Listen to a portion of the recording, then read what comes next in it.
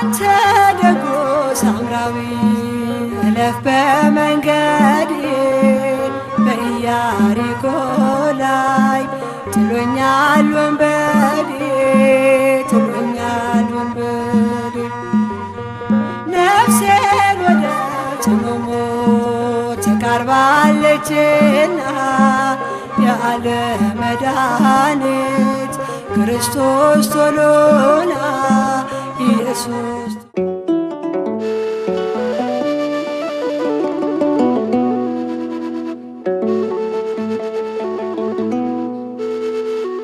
ማማም እባላለሁ።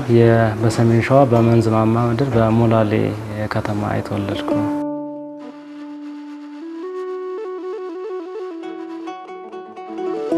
የገጠመን ችግር እኛም ያው በማናውቀው በአጋጣሚ ነው፣ ሰምተንም የማናውቀው ኬዝ ነው የገጠመን።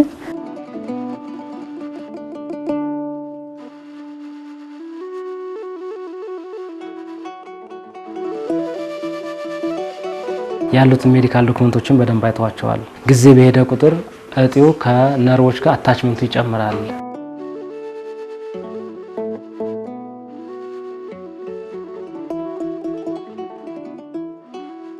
ውጭ ያሉት ዶክተሮች እግዚአብሔር ይመስገን ትልቅ ተስፋ ሰጡ። 95% መሰራት እንደሚችል ግን በአስቸኳይ መሆን እንዳለበት፣ ጊዜ መሰጠት እንደሌለበት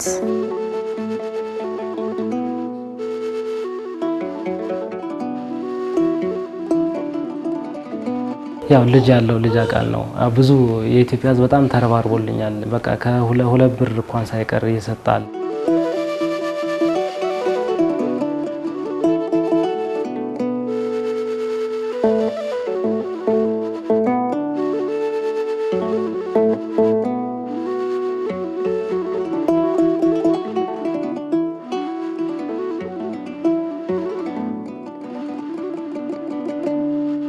ከሞላሌ በአንደኛ በሁለተኛ እና በመካከለኛ በአንደኛ ደረጃ ትምህርት ቤት በሞላሌ ትምህርት ቤት ተጨረስኩ።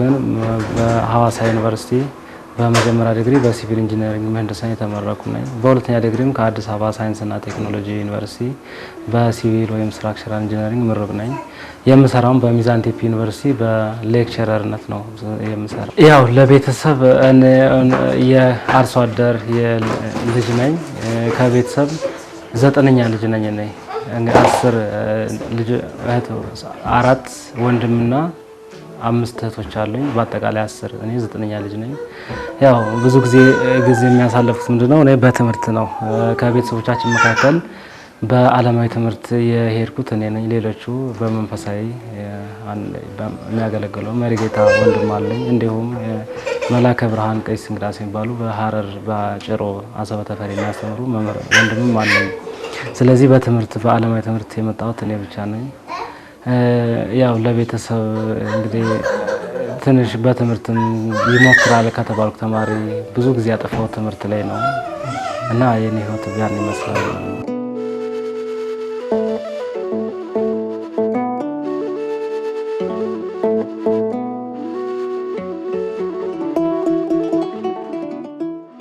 የትምህርት ዓለም አልሙስ ዩኒቨርሲቲ በሐዋሳ ዩኒቨርሲቲ ለ5 ዓመት ነው ሲቪል ምህንድስና ያጠናሁት። ከዛም በኋላ በ2008 ነው ግራጁዌት ያደረኩት። 2009 በሚዛን ቴፒ ዩኒቨርሲቲ በአሲስታንስ ሌክቸረርነት ሳስተምር ቆየሁ። 2010 ለሁለተኛ ዲግሪ በአዲስ አበባ ሳይንስና ቴክኖሎጂ ተልኬ እዚያ ተማርኩ። በ2013 የሁለተኛ ዲግሪ ጨረስኩ። ተመልሼ ወደ ሚዛን ቴፒ ዩኒቨርሲቲ ሌክቸረር ሆንኩ ማለት ነው። እዛ ነው በአሁን እስካሁንም አሁን እስካለው ሰዓት እዛ ነው ማስተምረው። የስራ ሁኔታ እንግዲህ ያው ይታወቃል። በዚህ ሰዓት አስተማሪ አንደኛ ያው ድሮ እንደምናስበው አይደለም። የአስተማሪነት ላይፍ በአጠቃላይ የመንግስት ስራ ላይፍ ምንድነው በጣም አስቸጋሪ የሆነበት ሰርቫይቭ ማድረግ ያቃተበት ነው። አካባቢው እውነት ለመናገር ያው ጥሩ ነው፣ ጥሩ አካባቢ ነው። ኦልሞስት ያው የክፍለ ሀገር ከተማ ነው። ሚዛን ቴፒ ከተማ ላይ ያለ ነው። ለኑሮ ያው ጥሩ ነው። ያው ብዙ የአትክልት ሀገር ነው፣ ለም ሀገር ነው፣ አመቱን ሁሉ ዝናብ የሚዘንብበት ሀገር ነው። የተሻለ ሀገር ነው ለኑሮ። ነገር ግን ኢኮኖሚ ጀነሬት ለማድረግ በተለይ በሲቪል ምህንድስና በእኛ ምህንድስና ከማስተማር ውጭ ሌላ ምንም ኦፕሽን የሌለበት ሀገር ነው። ብዙ የሚያናክል ሌላ ኑሮን ለመደገፍ ጄነሬት የምናደርግበት ምንም አይነት መንገድ የለም። ኦልሬዲ ማስተማርና ያው ወር ጠብቆ ደሞዝ መቀበል ብቻ ነው እኛ ስራ ማለት ነው። ስለዚህ ገቢ ምንጭም የተጨማሪ ነገር የለውም።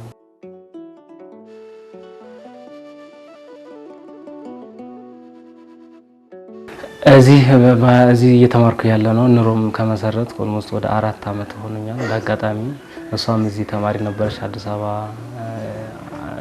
መገናኛ አካባቢ ተማሪ ነበረች። እንደ አጋጣሚ እዚህም የተማርኩ ህይወትን እዚህ ጀመርን ማለት ነው።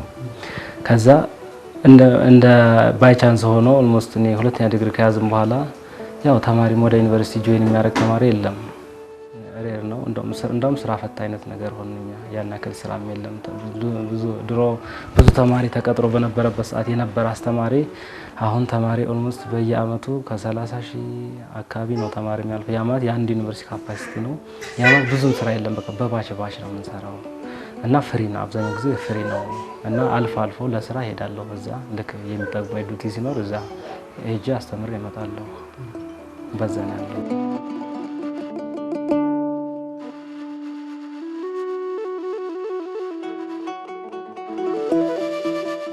እንግዲህ ከባለቤቴ ጋር የተገናኘ ነው ምንድነው 2008 ነው ከሐዋሳ የተመረቁት። ሐዋሳ ነበር የምትኖረው። እንደ አጋጣሚ ያው ከመንዝ ነው የመጣቸው። ኑሯቸው ግን ከቤተሰቦቿ ጋር ሐዋሳ ነበረ።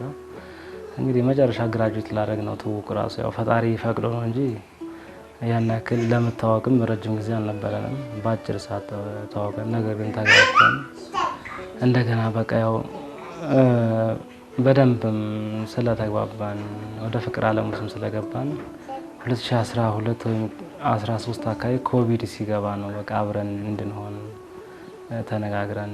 እኔም በዛ ሰዓት ሁለተኛ ዲግሪ ተማሪ ነበርኩ፣ እሷ የኮሌጅ ተማሪ ነበረች። ስለዚህ እኔ ግራጁዌት ሳደርግ ኦልሞስት እሷን ከቤተሰብ ጋር ያው ሁሉ ነገር ተናግረን፣ በዛን ጊዜ ኮቪድ ነበረ፣ ዲል በማድረግ በመወያየት እዚህ አብረን እንድንሆን ወስነን እሷም ከሐዋሳ ወደ አዲስ አበባ መጣች። የኮሌጅ ትምህርቷን እዚሁ አዲስ አበባ እንድትጨርስ አደረኩ። ስለዚህ በዛውም ከ2 አመት በኋላ ከቤተሰብ ጋር ትውውቅ አደረግን። ከዛ ከተዋወቀን ቤተሰብ አሳውቀን የፕሮግራም አድርገን ወደ ትዳር ውስጥ ገባን። ሳይቆይ ያው በአመቱ የመጀመሪያ ልጃችንን ወለድን።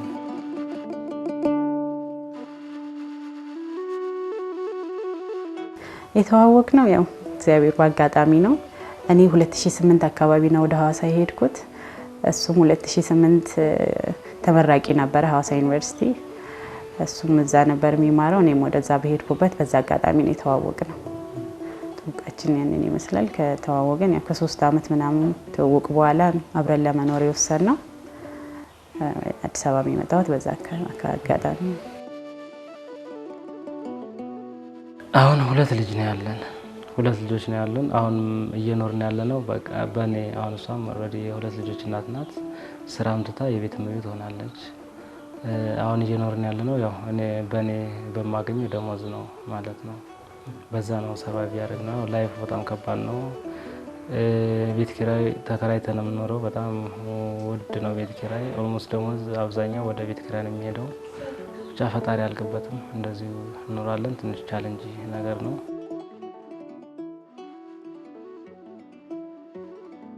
እግዚአብሔር ይመስገን የትዳር ሁኔታ ቆንጆ ነበር። አብረን መኖር ከጀመርን በኋላ እኔም ትምህርቴን አልጨረስኩም ነበረ። ቀጥታ ትምህርቴን የቀጠልኩት አዲስ አበባ መጥቼ ትምህርቴን ከጨረስኩ በኋላ ነው ከቤተሰብ ትውውቅ ያደረግነው። ከዛ በኋላ እንደ እግዚአብሔር ፈቃድ መጀመሪያ ልጃችንን ጸነስኩኝ። እዛ የመጀመሪያ ልጃችንን 2014 ላይ ነሐሴ 18 ነው የወለድኩት። ያ 2 ልጆች ነው። የመጀመሪያው ልጅ ኪሮቤል አማሃ አሁን 3 አመት ከ8 ወር ሆነው። ሁለተኛ ልጅ ሄራን አማሃ 1 አመት ከ8 ወር፣ የ2 አመት ልዩነት ነው ያላቸው። እሱ በ2014 ዓመተ ምህረት ነሐሴ ተወለደ። እሷ በ2016 መስከረም ጳጉሜ 4 ተወለደች።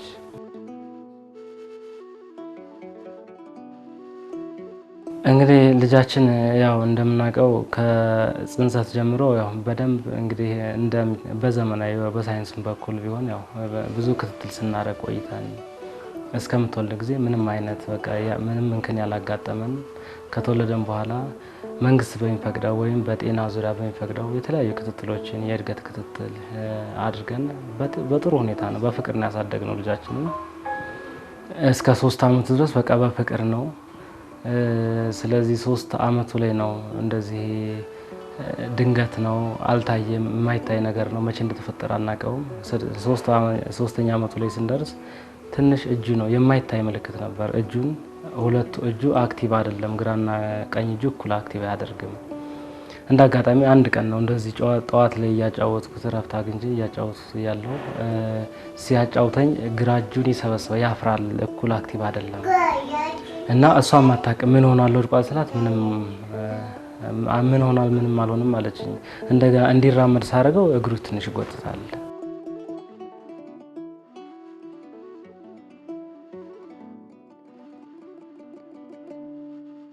ምንም ወደቀው የተነጋገርን ምንም ማቀው ነገር የለም። እንዳጋጣሚ አውቶማቲካሊ ወደ ክሊኒክ ወሰድኩትና ወደዛው ደም ቼክ አደረጉ። ደም ቼክ ሲያደርጉ መካከለኛ ክሊኒክ ነው ምን አሉኝ ደም ወስደው ቫይታሚኑ 29 ነው የሚያሳየው ከ30 በላይ መሆን ነበረበት። ቀላል ነው የሱ ምክንያት ይስተካከላል። ኮንዶሚኒየም ላይ ስለምትኖሩ ምናልባት የፀሐይ ጥረት ነው ሊሆን ይችላል። ስለዚህ ምስተካከል ነው አይዞህ ብሎ እኔም አልፈራሁም በዛን ሰዓት።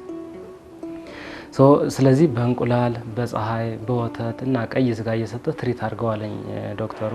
ያንን ሳደርግ አንድ 15 ቀን ቆየሁ ግን ለውጥ አላገኘሁም።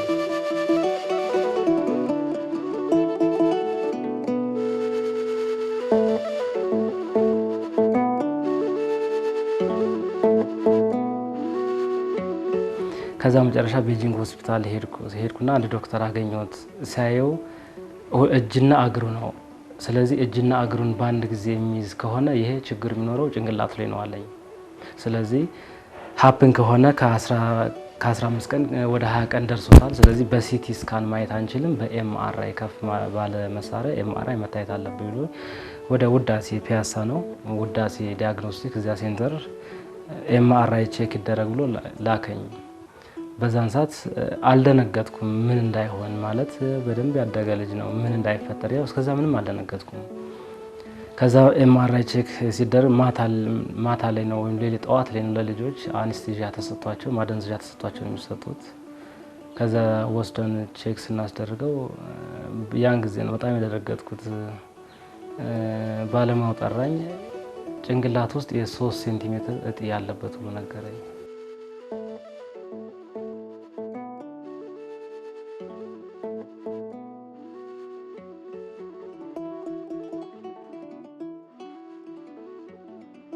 የመጀመሪያ ልጃችን ያው እሱም እንደገለጸው ኪሩቤል አማሃ ይባላል። የገጠመን ችግር እኛም ያው በማናውቀው በአጋጣሚ ነው ሰምተንም የማናውቀው ኬዝ ነው የገጠመን።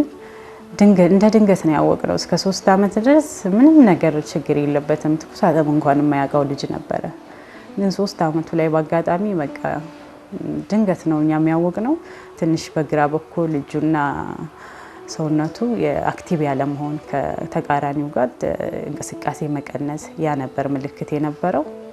ከዛ በላይ ያው የሕክምና ሂደቶቹንም እሱም እንደገለጸው ረጅም መንገድ ነው የሄድነው። አሁን ያለንበት ደረጃ ሕክምናው ወደ ውጪ ነው ያለው ፕሮሰስ። አጠቃላይ ሀገር ውስጥ ሙሉ በሙሉ እንደማይችሉ ሕክምናው በጣም ውስብስብና ያለበት ኬዝ በጣም ጥልቅ ነው። እጢው ከባድ ነው እና በመሳሪያ መደገፍ ስላለበት ሕክምና ለማድረግ የተወሰነው ወደ ውጪ ነው።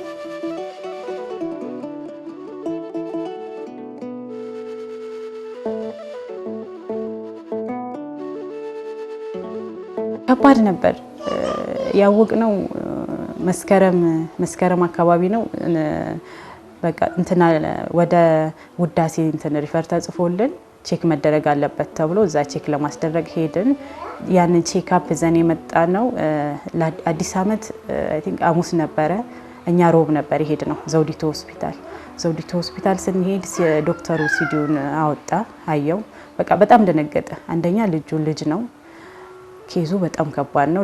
ከሱ እድሜ በላይ የሆነ ኬዝ ነው የገጠመው። በጣም ከባድ ነው። በጣም ደንግጦ በቃ እንደውም ነገ በዓል ስለሆነ ነው ልጁ ይሄ ሌላ ቦታ ሌላ ነገር ምናምን እንሞክራለን ብላችሁ እንዳታስቡ፣ ምክንያቱም መታከም ያለበት ከእንትኒልና ከመታከምም ውጪ ሊሆን ይችላል። አለመታከም ደረጃም ሊደርስ ይችላል ጊዜ ከሰጣችሁትና በአስቸኳይ ሕክምና ማደረግ አለበት።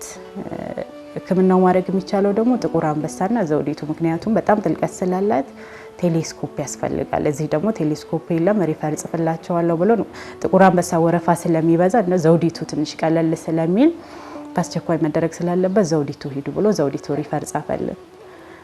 ያን ሪፈር ይዘን ወደ ዘውዲቱ ሄድን። ዘውዲቱ ከሄድን በኋላ ማስገባን ወረቀት ያው የሕክምናው ፕሮሰስ ረጅም ነው። አስቸኳይም ቢባል ያለው ሁኔታ ብዙ ወረፋዎች ስላሉ ብዙ በኢመርጀንሲም ሌሎችም ወረፋዎች ስላሉ እነሱንም መጠበቅ ስላለብን እዛ ገባን። በዛ በመሃል ደግሞ እዛ ካስገባን በኋላ ሲቆይ ብለን ወደ ጸበል ቦታ ሄድን። ጸበል ቦታ ሄድን። ከዛ ቅዳሜ ነው ሄድነው ጸበል ቦታ። ሰኞ ቀጠሯችን ሰኞ ነው። ሰኞ ተመልሰን መጣን። ሰኞ ተመልሰን ስንመጣ ሌላ መረጃ ደረሰን። ጥቁር አንበሳ ቢሆን ይሻላል፣ ዘውዲቱ ትንሽ በመሳሪያም በምንም ጥቁር አንበሳ ብትገቡ ይሻላል ብለውን ወደ ጥቁር አንበሳ እንደገና ሪፈሩን ወደ ጥቁር አንበሳ ዘን ሄድን። ጥቁር አንበሳ ያለው ሁኔታ ደግሞ በጣም ከባድ ነው። ወረፋ ነው።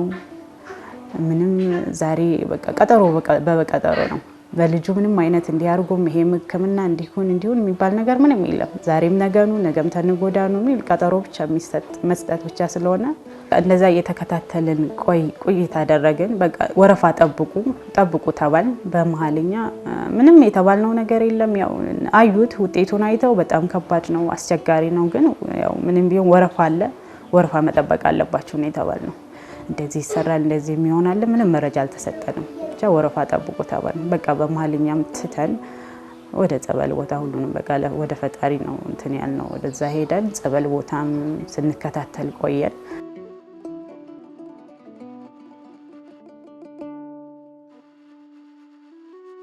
የግል ሆስፒታል ሲሄድ ኢትዮ ኢስታንቡል ሄድኩ። ስፔሻሊስት ዶክተር አለ፣ በጣም ሲኒየር ዶክተር አለ። እሱንም አማከርኩት።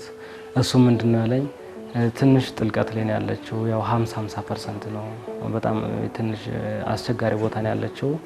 እንግዲህ የምትቸገር ከሆነ በግማሽ ነው ልንሞክረው የምንችለው ነው ያለኝ። በግማሽ ነው እጢውን ማውጣት የሚችለው። ያ ማለት ተመልሶ ያድጋል። ነገር ግን ጊዜ መግዛት ነው ልጁ ትንሽ እስከሚያድግ ድረስ ሌላ ዙር እና ይሄ ደግሞ ያው አደጋውን ማለት ሪስኩን ወስደህ ነው የምትገባው።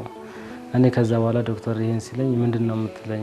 እኔ ኦልሬዲ አቅም የሌለኝ ዩኒቨርሲቲ አስተማሪ ነኝ፣ ደሞዝተኛ ነኝ። ምንድነው የማደርገው? እንግዲህ ያለው አማራጭ ይሄ ነው አለኝ። ስለዚህ መጨረሻም በቃ እኔም ግራ ገባኝ። በጣም የምንወስነው ጠፋ።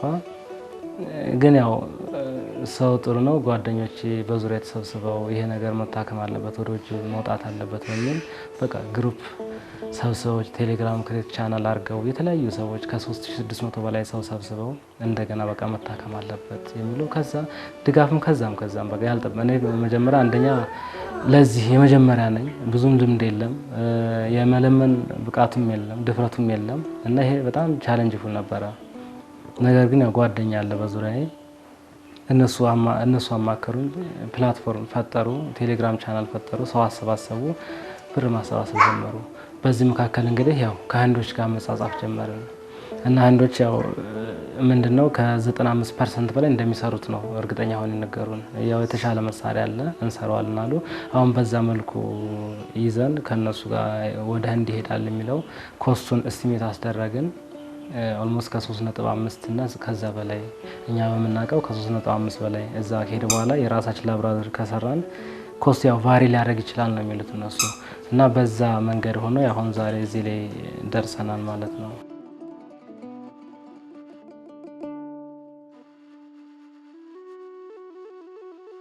የታወቀ ነው። እኔም እሱም የመንግስት ሰራተኛ ነው።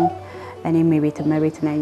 የግል ስራ ነበር የምሰራው መጀመሪያ ከመውለዴ በፊት። ከዛ ያው ልጆቹ በማሳደግ ቤት ውስጥ ቁጭ ብዬ ያው በሱ ደሞዝ ብቻ ነው የምንተዳደረው። ጓደኞቹ ያለንበትን ሁኔታ ስለሚያውቁ በእኛ አቅም ሊሸፈን እንደማይችል ስለሚያውቁ ቴሌግራም ግሩፕ ከፍተው ያው ዘመድ ጓደኛም ያላቸውን ሁሉም በማስቸገር ነው እሱም የሚችሉትን ሁሉ በማድረግ ማሰባሰብ ጀመሩ። እኛም ከህንድ ያለውን እየተጻጻፍን ፕሮሰስ ጀመርን። ውጭ ያሉት ዶክተሮች እግዚአብሔር ይመስገን ትልቅ ተስፋ ሰጡ። 95% መሰራት እንደሚችል ግን በአስቸኳይ መሆን እንዳለበት ጊዜ መሰጠት እንደሌለበት ምክንያቱም በቃ ያቺ እጢ ካደገች ከባድ ደረጃ እንደሚደርስና ከነርቡ ጋር ብዙ አታችመንት ሳይኖረው እሱን በአስቸኳይ የደነት መታከም እንዳለበት ነገሩን።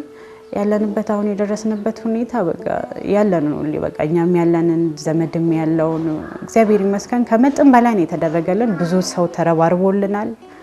ከመጠን በላይ ነው። ግን ያው እንደ ድል ሆኖ ያው ኢትዮጵያ ብር ያው ብሩ አሁን ላይ ይታወቃል። በዛ ምክንያት ሊሞላልን አልቻለም። አሁን ላይ 2.8 2.9 አካባቢ ደርሰናል።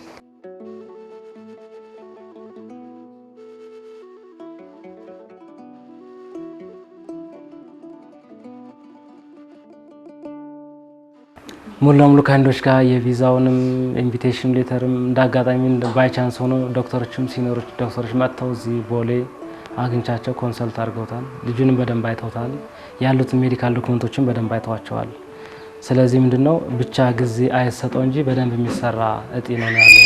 ይወጣል፣ ይሰራል።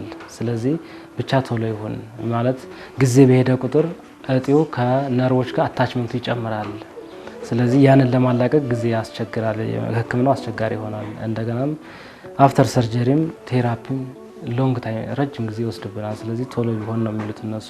ስለዚህ ያንን ይዘን አሁን ኦልሞስት ቪዛው አልቆ የአየር ትኬት ተቆርጦ ወደ ባንክ የሚገባው የነሱ የሰጡን የፕሮፎርማ ኢንቮይስ በባንክ ተልኮላቸው ኦርደር ተደርጎ እንግዲህ የዛሬ ከ10 ቀን በኋላ በእኛ ግንቦት 23 በእነሱ ሜይ 31 በረራ ከዚህ ከአዲስ አበባ ቦሌ ኤርፖርት ይሆናል ማለት ነው።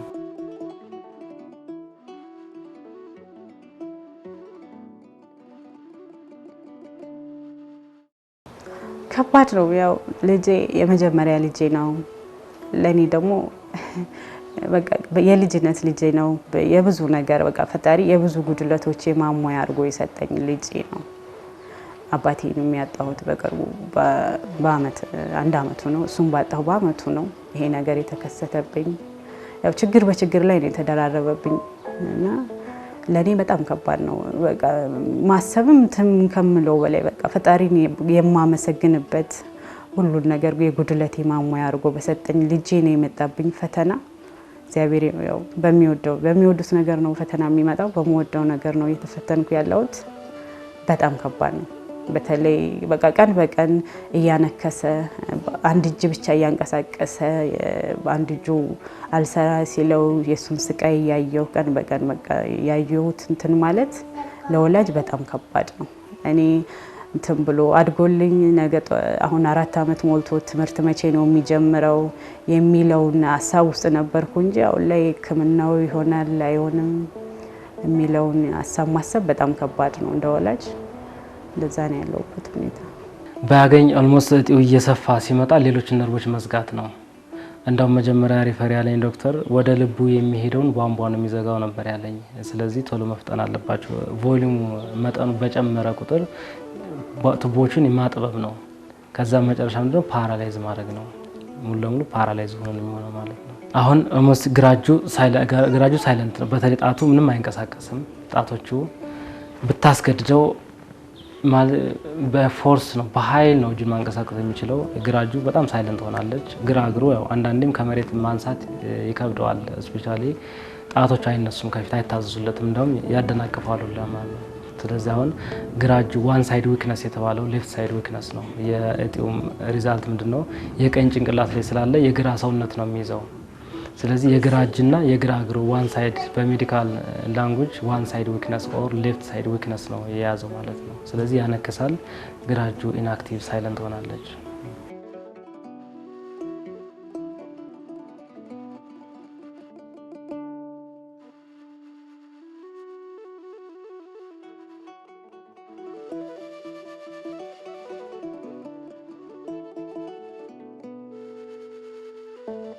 እንግዲህ ያው ልጅ ያለው ልጅ ያውቃል። እውነት ለመናገር ነው ኮስቱ ሁሉ ጊዜ የሚለው ምንድነው? ከዶክተሮችም አሁን ህንዶች ለዚህ ኮሚትድ ናቸው። በደንብ ኮሚኒኬት ያደርጋሉ። እኔ ነገርኳቸው ደወል አሁን የሚያስፈልገው ነው የገንዘብ ድጋፍ ነው። እኔ ተከራክሬ ያለው ከህንዶችም ጋር ዩኒቨርሲቲ አብረን እናስተምር ስለነበረ ያውቁታል ሁኔታውን። የኢትዮጵያ ኑሮ ያውቁታል። ደሞዛችን በዶላር ከ150 ወይም ከ120 የማያልፍ ነው የኛ ፐር መንዝ ማለት በመንዝ ይሄን አስረዳዋቸው። እነሱም ይሄን ነባራዊ ሁኔታ አይተው መጀመሪያ ከሰጡኝ ቦይስ ወደ $2000 ነው ቅናሽ ያደረጉልኝ።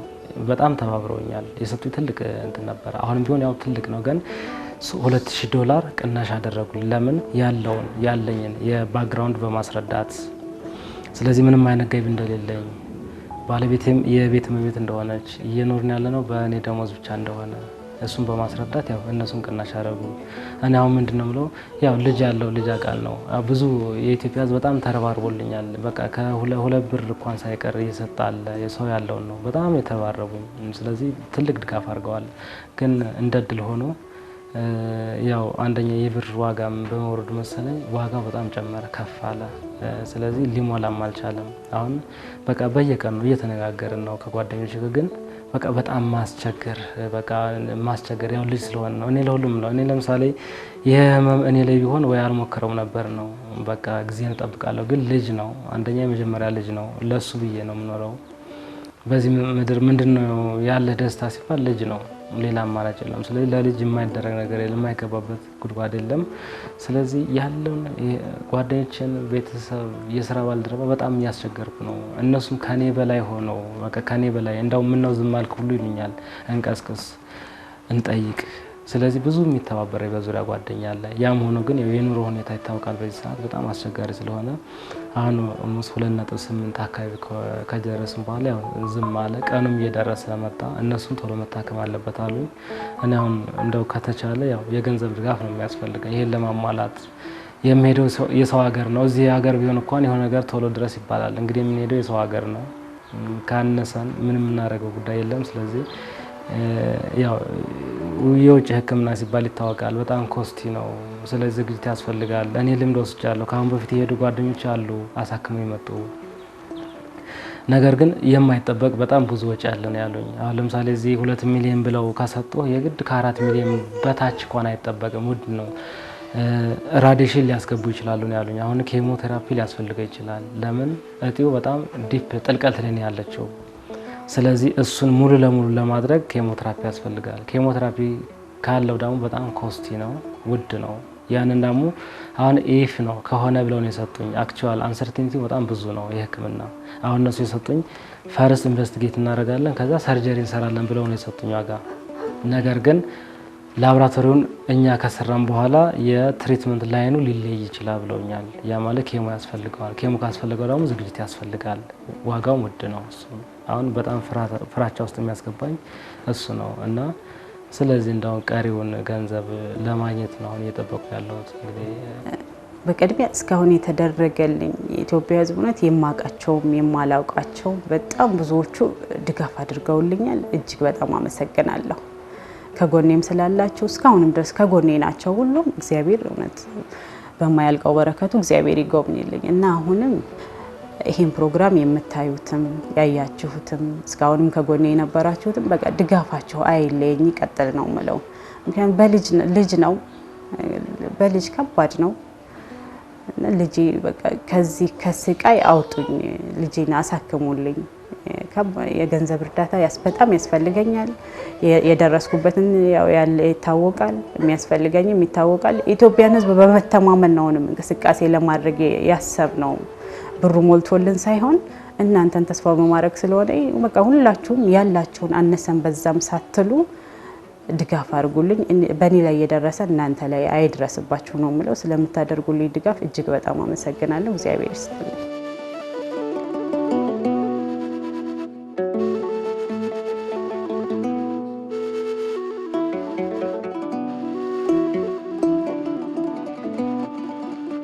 አንተ ደጎ ሳምራዊ እለፍ በመንገዴ በኢያሪኮ ላይ ጥሎኛል ወንበዴ